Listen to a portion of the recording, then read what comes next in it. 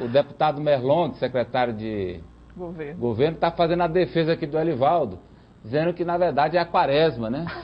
Mas não é, quaresma são só 40 dias. A quaresma, excesso de momo, são 3, é o tri do momino. Junte. Quer botar a Semana Santa junto? O senhor quer botar a paixão de Cristo? O senhor quer botar o nascimento de Jesus? O senhor quer botar os feriados todos do calendário brasileiro? O senhor quer que eu vá atrás ao imperador Cristiano, no 3º século depois de Cristo? Eu quero ir atrás da fórmula. Eu vou... a fórmula aí só ele sabe. Aí... Mas vamos lá. Sim, você falou aí da semana passada. Eu estava dizendo, fazendo aqui um prólogo, uma pré-eleção, que na semana passada, eu, sem ter claro acesso às suas informações exclusivas, mas aqui e acolá alguém me dizia alguma coisa de que, primeiro que logo depois da eleição, o governador deu aquele freio de arrumação, reuniu ali o núcleo duro do governo, o que vamos fazer diante da derrota na Assembleia. Algumas sugestões, não, ninguém assume mais, muda tudo. E aí, diante de pondera daqui, pondera dali, pelo menos num caso, o governador voltou atrás, foi o caso do metrô, indicado pelo deputado Evaldo Gomes, que inclusive deixou a base, o governador comunicou a ele. Mas nos outros casos, o governador resolveu,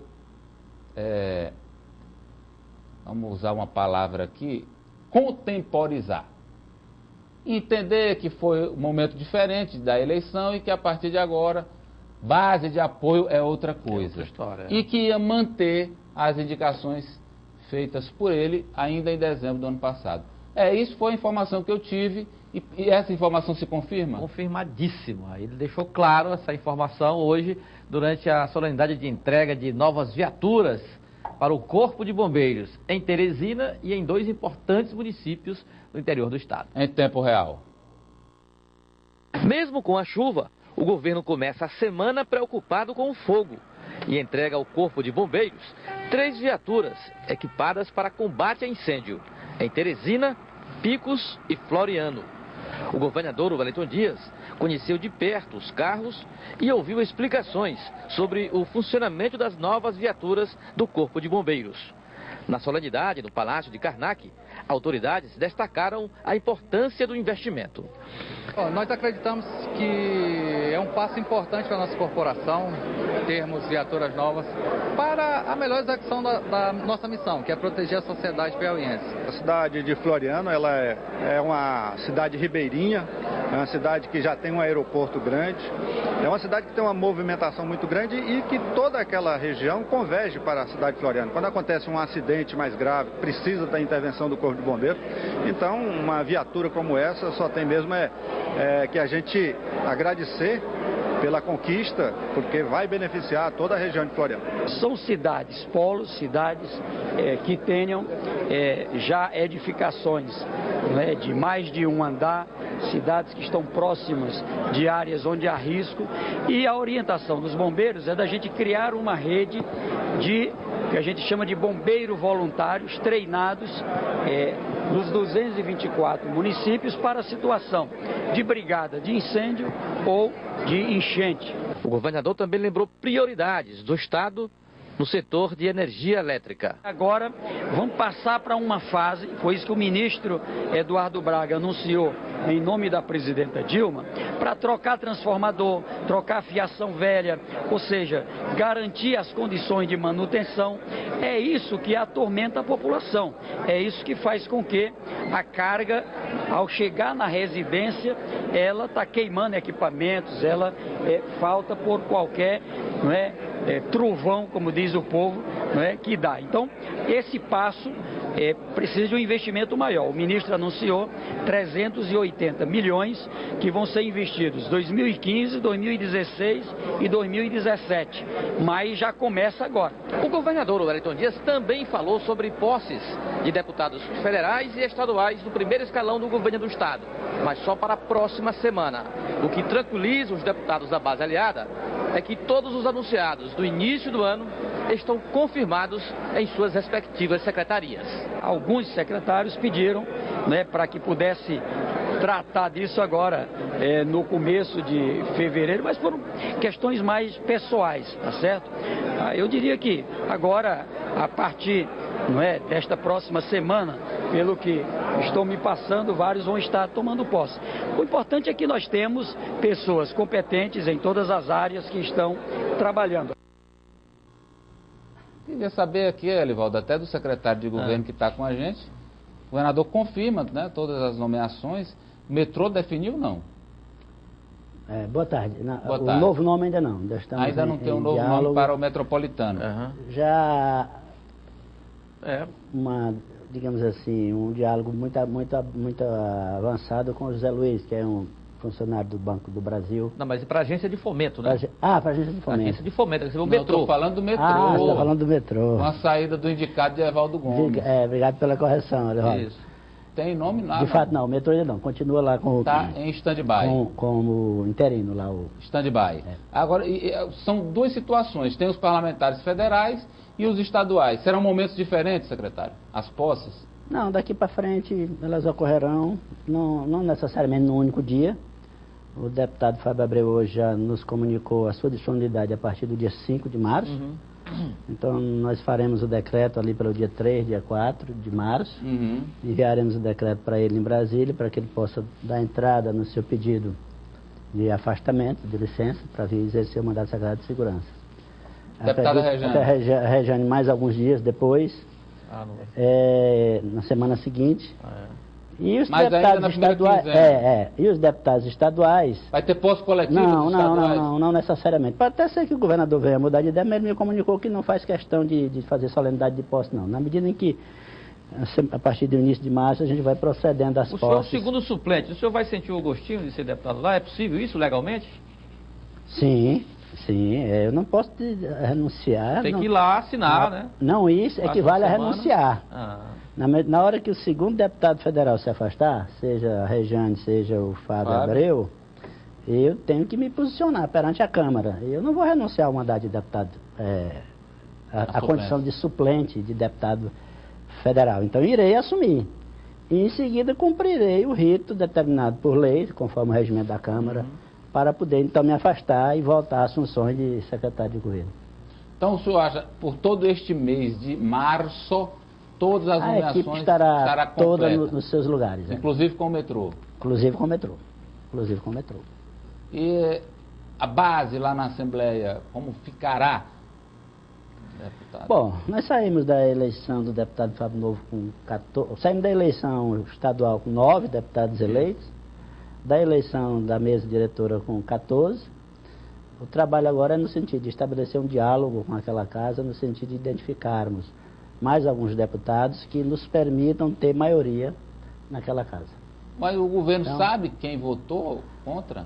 Não, nós resolvemos. O governador não, o governador sabe, mas não vai falar. Isso, governador. Vou perguntar para o senhor, não. Desculpa aqui, deputado. Elivaldo, mas o governo sabe ou não sabe, Elivaldo? Sabe, meu Deus. Sabe tudinho. Eu acho que ele está percebendo, no meu entendimento também, para cá. Eu dei uma relação aqui. Eu vi, eu estava viajando, aquilo foi uma confusão que você não imagina. Foi uma confusão grande, não foi? Tudo bem, mas ela parece um pouco com a realidade, né? Parece sim. Mais ou menos 100%. Né? Parece sim. Você não foi uma lista à toa, não. Ela teve a fundamentação. Agora o que eu percebo é que já há uma certa sedimentação desse problema, superação desse problema, daquela história de dizer, olha, passou.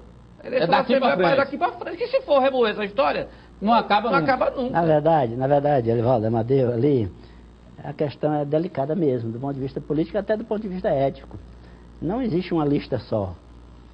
Conforme o interlocutor, essa lista varia, muda, pelo menos em parte. Então, diante de uma situação como essa, acho que o governador tomou uma atitude de bom senso. Nós não podemos colocar a relação com a Assembleia no início de um mandato sob a suspeição de uma desconfiança dessa magnitude. Quem foi e quem não foi. Então, agora o deputado Evaldo disse assim, o deputado Evaldo teve aqui no programa, depois da conversa com o governador, disse assim, mas por que só eu? Será que é porque eu não tenho pedigree? E os outros que não votaram no Fábio Novo? Não, eu não quero voltar a este assunto, apenas ali estava no calor dos acontecimentos, ainda não tinha dado tempo de avaliar tudo, então talvez seja esse o caso, mas não quero voltar a este assunto, Amadeu, se você me permite. Pois não. Vamos, Elevaldo. Agora, a expectativa, então, de a partir de março o governo recompor a sua estrutura administrativa, Amadeu, e hoje eu soube que o economiário, o funcionário da Caixa Econômica, Herbert Buenos Aires, vai assumir o Conselho Administrativo da AGESPISA provavelmente essa semana. Finalmente. Já está sendo liberado. Agora ele falou o seguinte, olha, eu vou assumir o Instituto, não é a AGESPISA não. Já está definido no governo, ou seja, sai a AGESPISA, a sucessora é esse autarquia, Instituto de Águas e Esgotos? É verdade. Entre os pontos da reforma que nós estamos articulando e já dentro de poucos dias enviando para a Assembleia, um dos principais é a AGESPISA. Nós sabemos que a AGESPISA presta um serviço de extrema necessidade, de saneamento e saúde, água, esgoto. E é uma empresa que ao longo do tempo acumulou distorções de enorme magnitude, tem deficiências operacionais graves. Inclusive passou por lá. Pronto, e do ponto de vista financeiro, uma dívida acumulada em balanço gigantesca. Outras dívidas poderão advir de inúmeras questões judiciais que pendem contra aquela empresa. Então, lá no passado já havíamos criado, por decisão do governador Wellington, a autarquia. Mas a decisão foi adiada, porque no final na gestão Wellington Dias, a AGESPISA teve uma grande melhoria no seu desempenho. Isso adiou essa decisão.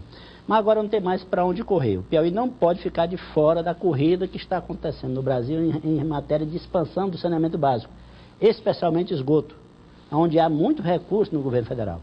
Então, a autarquia vai absorver as funções da AGESPISA, começando aqui por Teresina, em diálogo com a prefeitura. Não é? Dentro de um processo em que o governador garante integralmente os direitos trabalhistas dos servidores da AGESPISA. Aliás, aqui no Piauí já há, Amadeu, uma experiência no passado que permite dar tranquilidade. A ADH, a antiga Coab, foi transformada em ADH. O processo é o mesmo. O processo é o mesmo. E nenhum funcionário da antiga Coab teve prejuízo nos seus direitos trabalhistas. Toda vez que tem reajuste dos salários dos servidores do Estado, o pessoal da Coab, antiga Coab, também tem. Essa é a decisão também. Agora, o senhor falou aí, é uma reforma ou é uma mini-reforma? Mexe na AGESPISA e onde mais? Outro ponto muito importante, não é uma reforma ampla, são pontos, mas pontos alguns estratégicos, como esse da AGESPISA, é um ponto estratégico. Outro ponto muito importante diz respeito ao IAPEP e à Previdência. Sabemos que a Previdência do Estado é um dos pontos de desequilíbrio das finanças do Estado, não é isso? Uma insuficiência que no ano passado foi da ordem de 50 milhões por mês e é crescente, Amadeu. Esse ano vai ser maior. Então os 600 milhões do ano passado serão mais esse ano. Qual é a decisão do governador? Separar, de um lado, saúde. O IAPEP cuida do plano da saúde e do planta, da assistência à saúde e do planta. De outro lado, uma gestão profissional da Previdência, tirando essa gestão de dentro do IAPEP, colocando numa superintendência especializada no âmbito da SEAD, né? Fortalecendo o fundo de capitalização da Previdência através de diversos mecanismos que estão sendo entabulados para este fim. Superintendência de Previdência do Estado. Exato. Como, por exemplo, captação de recursos das terras do Estado em cima das desapropriações feitas pelo INCRA. Ou mesmo a arrecadação de outras terras e colocar no mercado. Imóveis do Estado. O Estado ocupa de maneira aleatória imóveis, tem de maneira desorganizada imóveis por todo o Estado. Pode ser que, racionalizando esse segmento, sobrem diversos imóveis para serem alugados ou para serem submetidos à parceria público-privada ou para serem vendidos e os recursos serão postos no fundo de previdência. Esse é outro ponto importante. E tem mais o INTERP. O INTERP, fragilizado como está, precisa ser fortalecido. O governador entende que, dando a ele o caráter de secretaria, já começa a sinalizar para a própria sociedade a maior força daquele órgão, o caráter de secretaria. Deixa de ser um instituto e vai ser uma secretaria? Passa a ter status de secretaria com a mesma estrutura. A Fundac também terá esse mesmo? A Fundac também terá... Secretaria de Cultura. Terá status de secretaria. No caso do INTERP, tem um aspecto fortíssimo. Esse esforço de arrecadação das terras do Estado, tanto em relação com o Fundo da Previdência, quanto tem relação com a segurança jurídica de que os empreendedores precisam para comprar terra e investir. E tem a ver com as fraudes que, infelizmente, ainda graçam no Estado essa questão. Então, não será uma ampla reforma, mas você vê que, pelos pontos que eu falei aqui, são pontos de grande importância. Verdade. Grande importância. Diga ali. Secretária Luzeni Carvalho está dizendo que isso foi o melhor nome de escolha do governador Wellington Dias para o governo. Tem muita pergunta aqui, muita participação, que dá para resumir em duas. Quando vai acontecer, não sei se o senhor tem como responder, mas a convocação dos concursados da Secretaria de Educação e em relação a pagamento de terceirizado.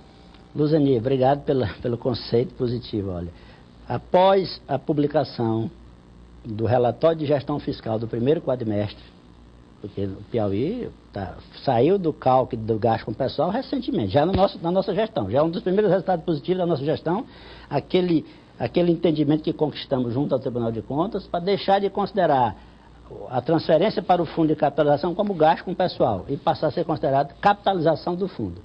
Isso resolveu o problema contábil, mas não resolveu o problema financeiro. 50 milhões continua saindo do Tesouro do Estado todo mês para cobrir a deficiência do Fundo de Previdência. Então, Luzeni, somente depois de publicado o relatório de gestão fiscal, referente a janeiro, fevereiro, março e abril, que acontece em maio, o governador Wellington Dias se debruçará sobre a questão do chamamento dos concursados ou até o chamamento de novos concursos.